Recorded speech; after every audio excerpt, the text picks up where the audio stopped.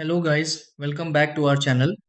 If your HP docking station has been acting differently, showing connection issues, or you simply want everything running smoother, updating the firmware can sometimes help improve performance.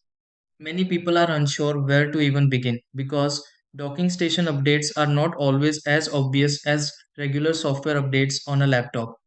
Sometimes monitors disconnect unexpectedly, ports feel inconsistent, or accessories stop responding properly until the dock receives a refresh.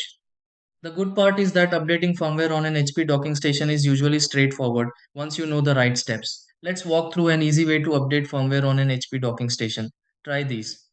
Step 1. Connect the HP docking station to the laptop and confirm the dock stays powered on properly.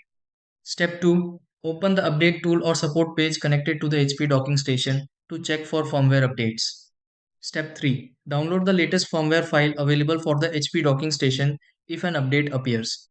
Step 4. Keep the HP docking station connected during the update process and avoid disconnecting accessories unnecessarily.